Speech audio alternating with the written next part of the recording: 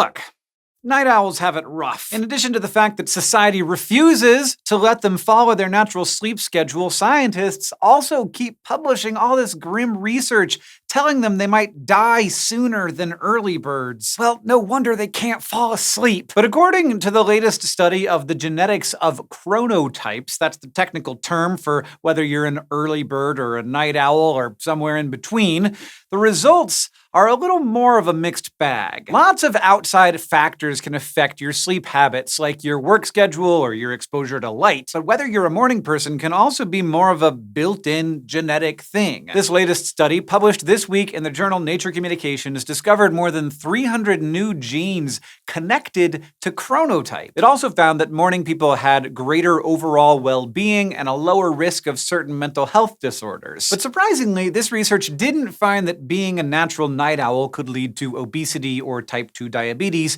even though other studies have shown a connection between those health problems and sleep habits. The team looked at nearly 700,000 participants drawn from a research database in the UK and people who had sent in their DNA for analysis by a private company.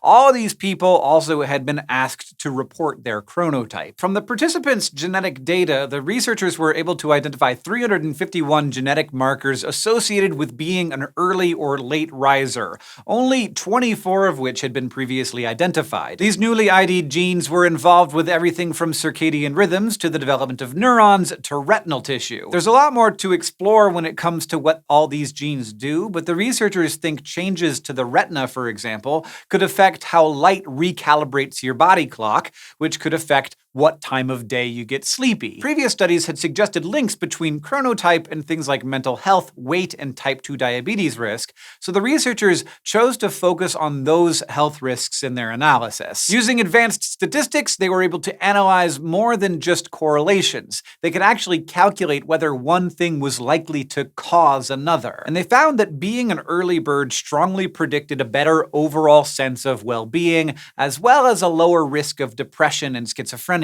But they didn't find that genetic chronotype predicted obesity or diabetes, even though they've long been reported to be linked to circadian rhythms. These findings don't mean those links are wrong. People who go to sleep and wake up later are still more likely to have obesity or type 2 diabetes. The connection could be less about your natural tendency to sleep later and more about non-genetic factors like having to wake up early despite being a natural night owl. Or these conditions could be affecting people's sleep patterns rather than the other way around.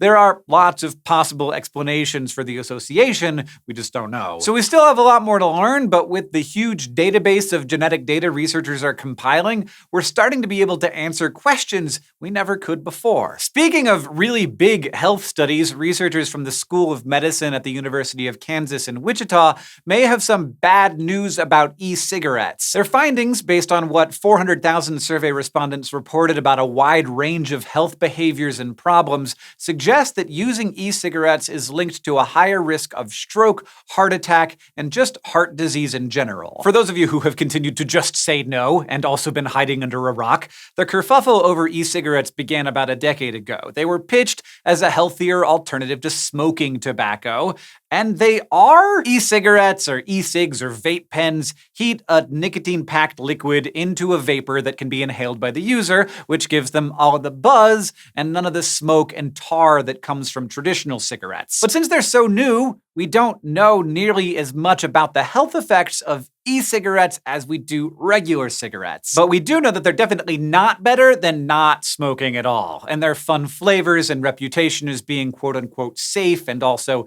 cool, fun, hip designs has made them a little more popular these days with the middle and high school crowds. In 2016, 11% of high school students reported having used e-cigarettes 9 times more than in 2011. There's also been research that suggests inhaling the flavorings in e-cig juice can be toxic, so that's not great. And these new results could offer even more evidence that vaping is just different from smoking, not necessarily better. Of the 400,000 respondents to the 2016 health survey the researchers analyzed, nearly 67,000 of them were e-cig users. Compared to the 333,000 non-vaping controls, the e-cigarette users had a 71% higher risk of stroke, a 59% higher risk of heart attack or reduced blood flow to the heart, and a 40% higher risk of coronary heart disease disease, a little over 4% of the users had already suffered a stroke. While this certainly seems like a dire warning for e-cigarette users, there are a couple of important things to consider. First, the e-cigarette users were also twice as likely to be regular cigarette smokers, which